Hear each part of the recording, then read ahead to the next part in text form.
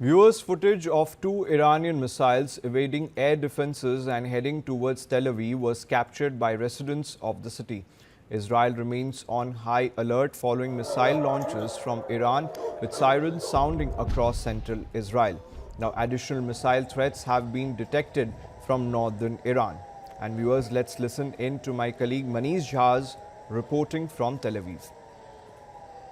TV9 की team इस वक्त तेल अवीव में मौजूद है, जहां पर कि ईरानी मिसाइलों के हमले के बाद मिसाइल के टुकड़े आकर गिरे थे, जिसकी वजह से इस जगह पर न केवल नुकसान पहुंचा था बल्कि यहां पर हाल आप देख लीजिए कि किस तरह से सड़क पर अभी काफ़ी पानी है। दरअसल हुआ ये कि जब मिसाइल के टुकड़े आकर उस बिल्डिंग के पास गिरे तो न केवल बिल्डिंग को नुकसान पहुँचा बल्कि बिल्डिंग के साथ साथ उसके ठीक नीचे में जो कई गाड़ियाँ रखी हुई थी तो उसके वहाँ पर मौजूद कुछ कारों में आग लग गई थी। फिर जब अथॉरिटी के लोग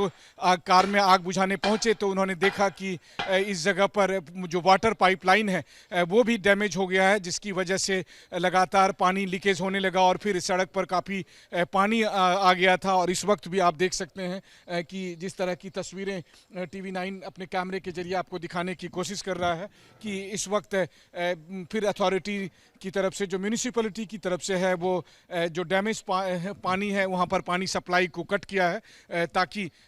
जो पानी का लीकेज है उसको रोका जा सके। लेकिन रोहित, जरा सा ये सब भी दिखाइए, ये जो रोड पर इस तरह से आप देखिए कि पानी के लीकेज होने की वजह से या जो पानी बह रहा है यहाँ पर, रोहित थोड़ा सा इधर नीचे की तरफ, तो आप देख सकते हैं कि ये जो पानी का लीकेज है ये भी मिसाइल की वजह से हुआ है, मिसाइल के टुकड़े की वजह से। जब मिसाइल के टुकड़े ने आकर एक घर को, कुछ कारों को और साथ में वाटर पाइपलाइन के सप्लाई सिस्टम को जो है सो हिट किया था और उसकी वजह से यहाँ पर ये नुकसान आप कह सकते हैं कि ये क्षति हुई है, जो साफ तौर पर यहाँ देख सकते हैं।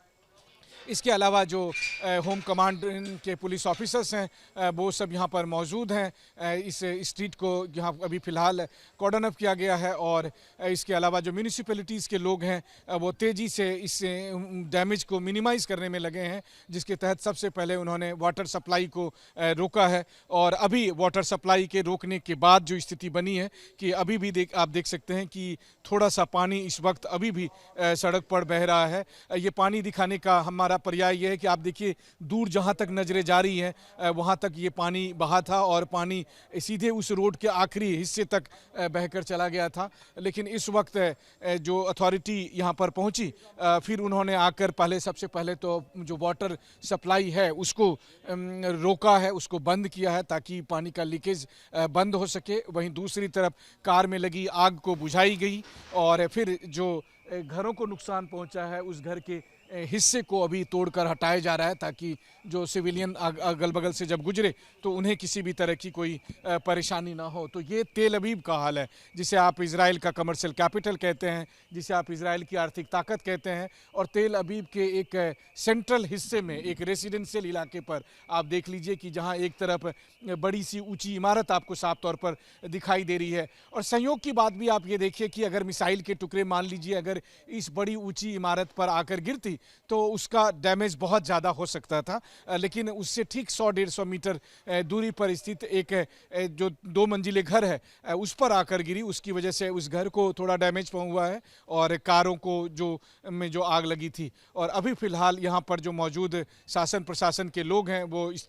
हालात को काबू में करने की कोशिश कर रहे हैं। लेकिन ये सिलसिला लगातार जारी है, चाहे तेल अवीव के अलग अलग इलाके में अलग अलग गली मोहल्ले की बात हो या फिर तेल अवीव से सटे छोटे बड़े शहरों की बात हो, रमतगन, बने बराक और पीत तिकवा जैसे इलाके की बात हो। और हर जगह जब मिसाइल के टुकड़े गिरते हैं तो मिसाइल के टुकड़े के साइज़ और विस्फोटक के हिसाब से वहाँ पर उसी तरह का नुकसान होता है। कैमरामैन रोहित कनौजिया के साथ मनीष झा, TV9 तेल अवीव, इजराइल। तेल अवीव को टारगेट कर एक बार फिर ईरान ने मिसाइल से हमले शुरू कर दिए हैं और इस वक्त फिर से सायरन बज रहे हैं। जब रात के 3 बजे ईरान की तरफ से मिसाइलों से हमले हुए थे उसके तुरंत बाद एक बार फिर आप देखिए कि अब सायरन बज रहे हैं। और सबसे बड़ी बात है कि ईरान की तरफ से हमले का सिलसिला लगातार जारी है। देर रात में पहले हाइफा पर अटैक किया गया और फिर उसके बाद तेल अवीव में 10 मिनट के अंतराल में 3 बार मिसाइलों के ग्रुप आए और उसके जरिए हमला किया गया था। और अब कुछ ही देर के बाद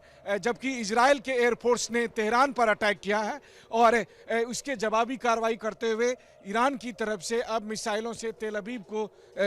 यहाँ टारगेट कर कर हमले किए गए हैं। आप देख सकते हैं कि लोग अपने घरों से निकलकर बंकर की तरफ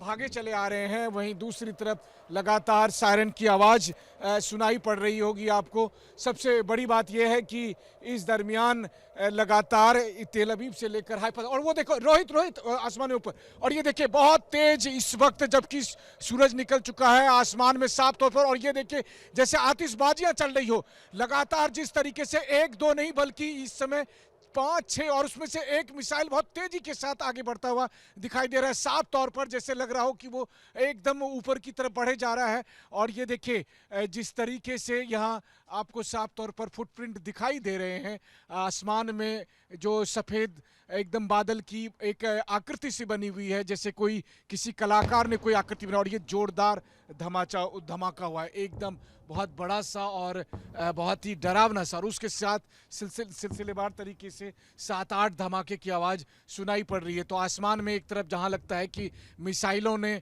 इंटरसेप्ट होने के बाद एक शानदार सी कलाकृति बनाई हो, वहीं दूसरी तरफ इतने जोर से आवाज़ आई है